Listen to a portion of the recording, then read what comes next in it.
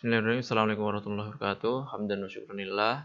Alhamdulillah, hari ini kita bisa lanjutkan pelajaran Teknologi Informasi dan Komunikasi atau TIK. Untuk hari ini, insya Allah kita akan membahas tools yang ada di program pengolah angka atau yang ada di program Microsoft Excel. Untuk hari ini, insya Allah kita akan membahas enggak semuanya, cuman tools yang ada di menu home. Nah, tools yang ada di menu home ini, kita hari ini akan membahas tentang tools yang ada di menu home. Insya Allah yang lainnya akan kita bahas pada pertemuan-pertemuan mendatang. Sebelum kita masuk ke dalam fungsi dari tools, nah sebelum kita mengetahui yang seperti itu, kita harus tahu dulu di Microsoft Excel ini ada yang namanya column atau kalau disebutnya di sini kolom atau dalam bahasa Indonesia kita sebut sebagai kolom. Nah, kemudian ada yang kedua, ada yang namanya row. Row ini dalam bahasa Indonesia kita sebut sebagai baris. Kemudian yang ketiga ada cell, sama kayak bahasa Indonesia juga cell. Dan yang terakhir ada range atau rentang. Nah, kolom, row, cell, sama range ini adalah sesuatu yang bakal kita sering temuin ketika kita masuk dalam pembelajaran Microsoft Excel ini. Jadi kita harus tahu dulu sebelum kita masuk ke fungsi-fungsi setiap toolsnya, kita harus tahu dulu apa itu kolom, apa itu row, atau apa itu cell, apa itu range. Yang pertama kolom. Kolom itu, nah kalau kita tahu kolom itu kan berarti kan yang bagian atas ini. Nah, untuk kolom sendiri dalam Microsoft Excel, kolom itu dinamakan dengan tanda A, B, C, D, E, F, G, H, I, J, K, L, M, N, huruf alfabet. Nah, kolom ini, jumlah kolom ini, jadi ini kok A sampai seterusnya, ini jumlahnya nanti akan ada 16.384. Bukan bener ya, 16.384. Nah, jumlahnya segini. Tapi nanti terus, kalau kita tarik ke sana terus, itu nanti sampai X, F, D. Tulisannya ini jadi A, B, C, D, E, F, G sampai X, F, D. Nah, terus kemudian yang kedua, kita ada row. Row itu yang bagian paling kanan, pojok paling kanan ini. Pojok paling kanan ini kita sebut sebagai row. Biasanya row ini ada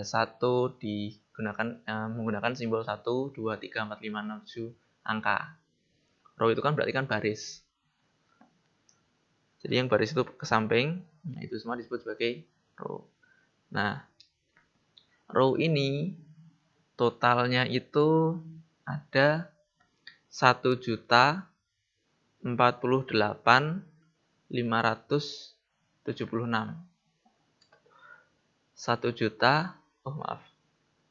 Ada 1.004.508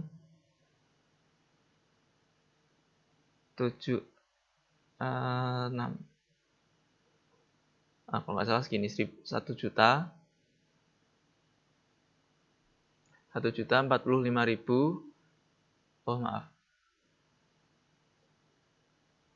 Maaf kebalik.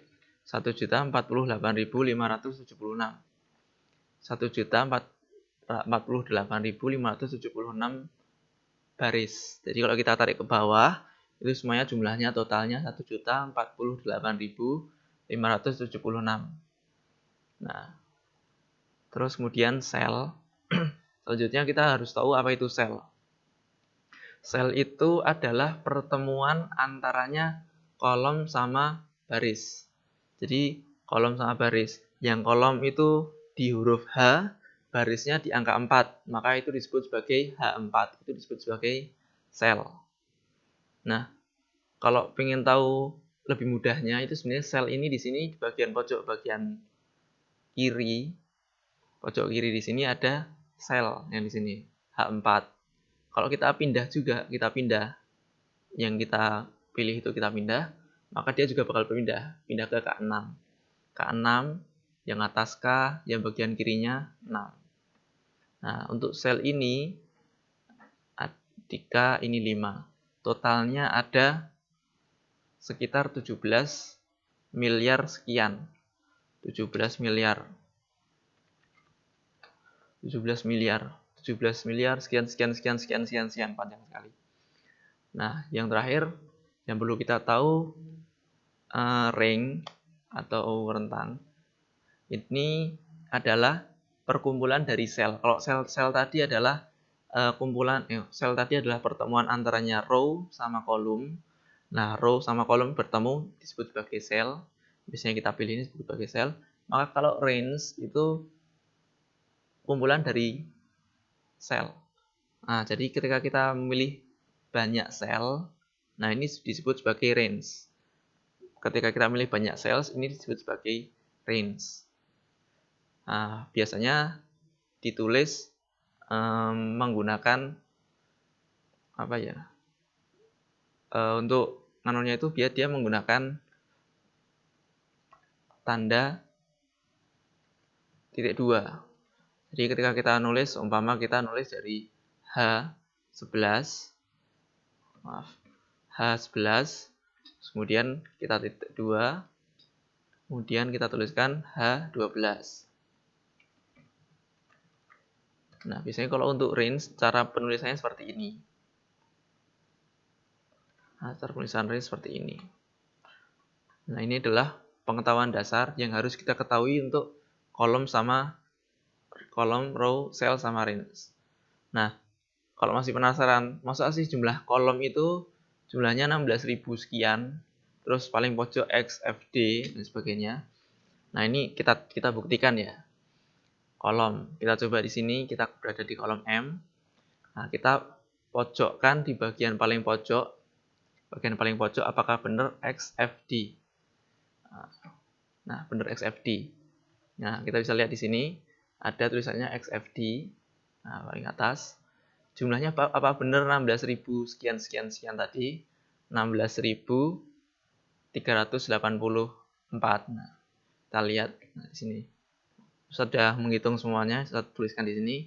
Ini 16.384. Ini kalau mau ditarik ke sini semua udah ada angkanya semua.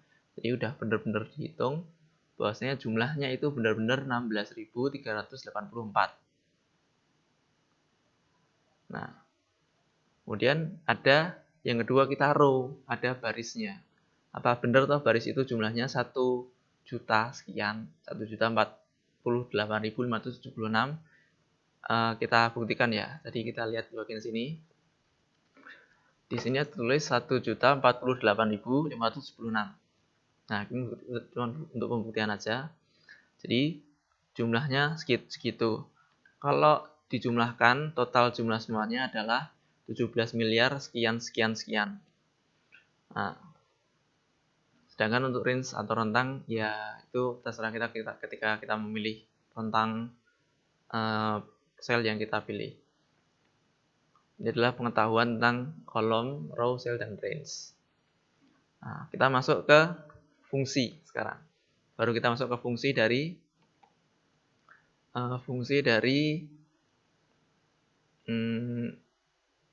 tools yang ada di menu home. Sebenarnya lihat dulu. Nah, yang pertama kita lihat ada namanya cut. Cut itu adalah untuk fungsinya tools untuk memindahkan sel atau range yang kita pilih, yang sudah kita pilih. Nah, kemudian yang di bawahnya ada copy. Copy itu kalau cut tadi memindahkan, maka copy itu menggandakan. Perbedaannya seperti itu. Kalau cut itu berarti dari sini pindah ke sini, maka ketika dia udah pindah di sini akan hilang. Nah, sedangkan kalau copy itu ketika di sini ada, dia ketika menggandakan menuju ke sini, maka di bagian sini tetap akan ada. Nah, untuk menggunakannya, untuk menempelnya kita gunakan paste. Nanti di bagian sini paste. Nah, kita contohkan aja ya. Langsung kita coba gunakan cut dulu. Nah, kita pilih dulu yang mau kita potong, dan kita pencet cut. Nah, ketika kita pencet cut, nanti pasti ada tulisan yang berwarna yang kita pilih tadi akan ada garis patah putus-putus. Nah, ketika kita cut ini, cukup kita pencet paste. Nah, maka dia akan berpindah. Nah, apakah bisa kita pindahkan lagi ke sana? Bisa, tinggal kita cut lagi, kita pindahkan lagi ke sini. Kita pilih tempat tujuan kita paste lagi, pindah lagi. Nah, selanjutnya kita akan mencoba yang copy. Kita pencet copy. Kalau tadi cut tadi berpindah, maka copy hanya menggandakan. Jadi yang di tempat awal ini enggak berpindah enggak hilang sama sekali. Kita coba. Nah, seperti ini contohnya. Ini adalah penggunaan cut dan copy. Kemudian ada Calibri di sini. Calibri itu disebut sebagai font tipe fontnya. Macam-macam fontnya. Nanti kan bakal kita lihat di sini ada banyak sekali jenis-jenis font. Kalau kita mau lihat di sini ada font yang bagus, ada font yang mungkin kelihatan di kita nggak enak dilihat. Nah, kemudian ada 11 itu font size-nya. Size itu berarti ukuran. Yang bisa kita besarkan, bisa kita kecilkan. Terus kemudian ada A di sini. Ini adalah untuk mempermudah menggunakan font size. Jadi ukurannya bisa kita rubah hanya dengan satu tombol ini. Nah, kalau kita pencet yang kiri yang lebih besar, increase, maka bakal nambah. Kalau decrease atau berkurang dia akan kecil. Nah, ini yang di sini. Kemudian di bawahnya ada tulisannya B, I, U. Atau mungkin kalau kita panjangkan, B itu adalah bold atau tebal. Kemudian I itu italic atau miring, tulisan miring. Kemudian yang terakhir adalah underline, tulisan yang bergaris bawah.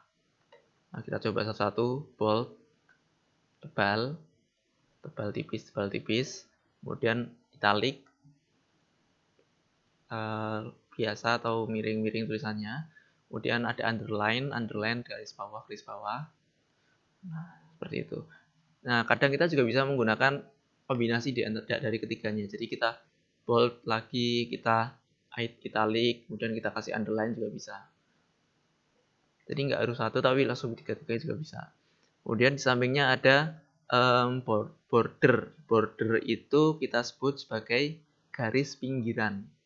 Nah, di sini kita bisa milih apakah bordernya cuma di atas, atau di kiri, kanan, di bawah, atau semuanya ada bordernya, atau nggak ada bordernya, atau nggak ada garis-garisnya. Bisa kita gunakan di sini. Kemudian di sini ada fill color atau warna latar belakang untuk tulisan kita. Nah, contohnya kita kasih warna latar belakangnya kita kasih warna kuning, atau berdua jadi kuning. Kemudian yang terakhir ada font color. Font color ini untuk merubah warna tulisannya. Contoh kita rubah warna jadi warna merah. Nah, seperti ini. Kemudian yang di sampingnya ini ada justify atau untuk mengatur paragraf. Jadi bisa kita atur paragrafnya di atas, tengah, atau di bawah, atau nanti mepet ke kiri semua, mepet ke kanan semua. Ini untuk mengatur paragraf.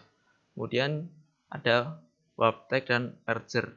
Merge ini digunakan untuk menyatukan dua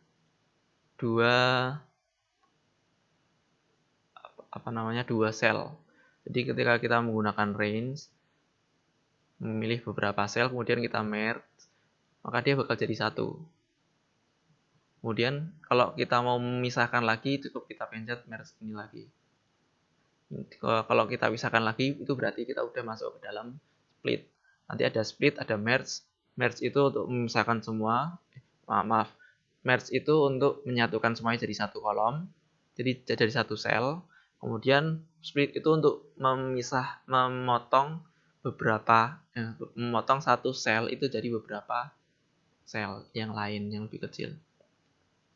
Kemudian di sini ada teks, format dari teks. Nanti seumpama nilai ini, angka-angka ini bisa kita rubah menuju ke angka, ataukah nanti menggunakan mata uang, waktu, presentasi, dan sebagainya. Nanti bisa ditulis di sini.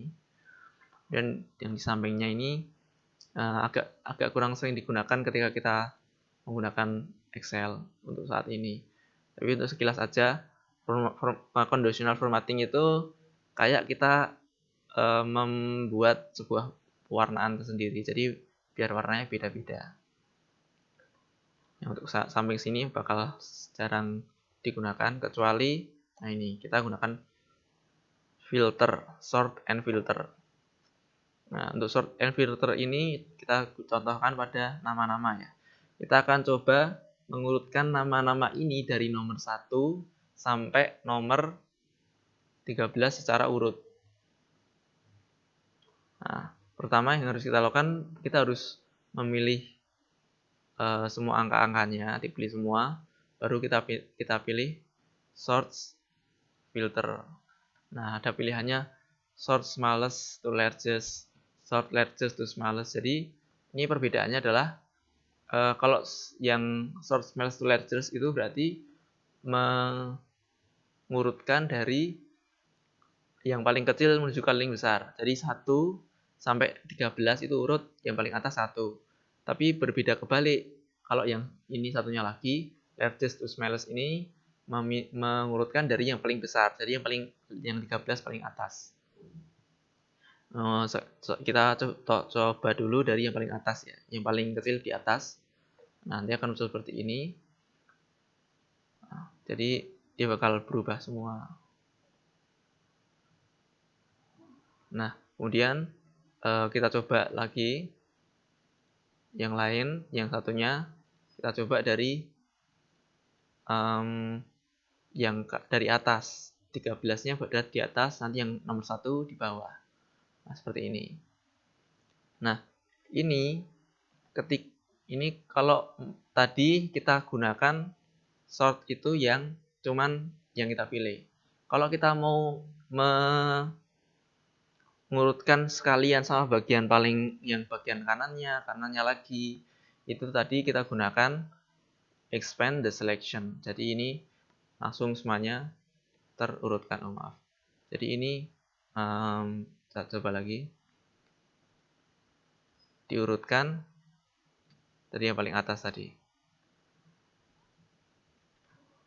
Sebentar.